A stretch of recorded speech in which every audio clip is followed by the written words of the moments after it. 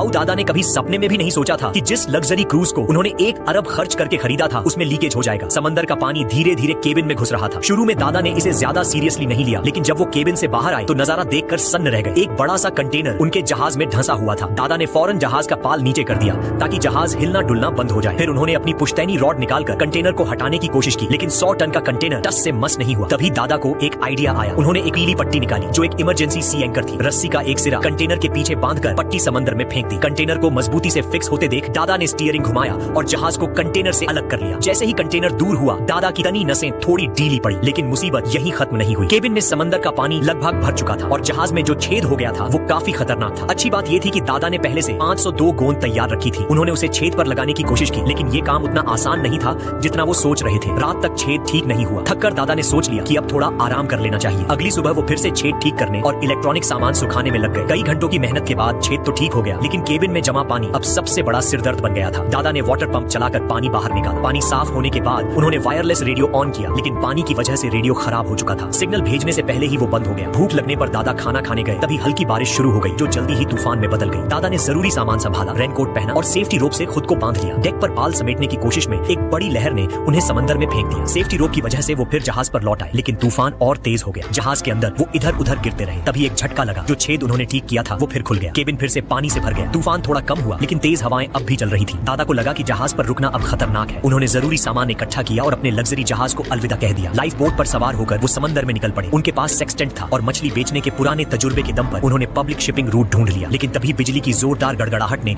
एक और तूफान का इशारा दे दिया। लाइफ बोट में भी पानी घुसने लगा। दादा ने हार कर तैरकर बाहर निकलने का फैसला किया और लाइफ बोट पर लेट गए। अगली सुबह वो जिंदा तो थे, लेकिन खाना और मीठा पानी खत्म हो रहा था। सूरज की गर्मी से प्लास्टिक शीट पर पानी की बूंदें जमा हुई, जिससे उनकी थोड़ी प्यास बुझी। दादा ने एक सिंपल डिस्टिलेशन सेटअप बनाया। प्लास्टिक के डिब्बे में समंदर का पानी भरा, ऊपर शीट रखी और नीचे टिन का डिब्बा रखा। 42 घंटे बाद टिन में मीठा पानी इकट्ठा हुआ। इस राहत के साथ दादा शिपिंग रूट के किनारे पहुंच गए। तभी उन्हें होलैंड का एक जहाज दिखा। दादा ने सिग्नल फ्लेयर जलाया, लेकिन तेज धूप में जहाज वालों ने उन्हें नहीं देखा और वो दूर निकल गया। निराशा के बीच मछली के चारे में कुछ हलचल हुई। दादा ने फिशिंग लाइन खींची, लेकिन मछली की जगह शार्क निकल आई। शार्कों की पूरी टोली ने उनकी लाइफ बोट को घेर लिया। दादा ने मीठा पानी पीने की कोशिश की, लेकिन बाल्टी का ढक्कन लीक होने की वजह से पानी खारा हो गया था। गुस्से में दादा जोर से चिल्लाए। 3 दिन रात से समंदर में फंसे दादा की हालत बहुत खराब हो गई थी। रात को अचानक एक सीटी की आवाज ने उनकी नींद तोड़ी। एक बड़ा जहाज दिखा। दादा ने सिग्नल गन से फायर किया, लेकिन जहाज हिल नहीं रुका। अगली सुबह उन्होंने सेक्सटेंट से अपनी पोजीशन चेक की तो पता चला कि वो शिपिंग रूट से बहुत दूर निकल चुके थे। हारकर उन्होंने एक बोतल में इमरजेंसी मैसेज लिखा और उसे समंदर में फेंक दी। उसी रात फिर होलैंड का वही जहाज दिखा। दादा ने कागज जलाकर रोशनी की, लेकिन आग इतनी बढ़ गई कि लाइफ बोट भी जलने लगी। मजबूरन उन्हें समंदर में कूदना पड़ा। ठंडी लहरों में वो पूरी तरह हार मान चुके थे। तभी उन्हें एक लाइफ बोट और टॉर्च की रोशनी दिखाई दी। आखिरी सांस में दादा ने बचाव कर्मी का हाथ पकड़ ही लिया।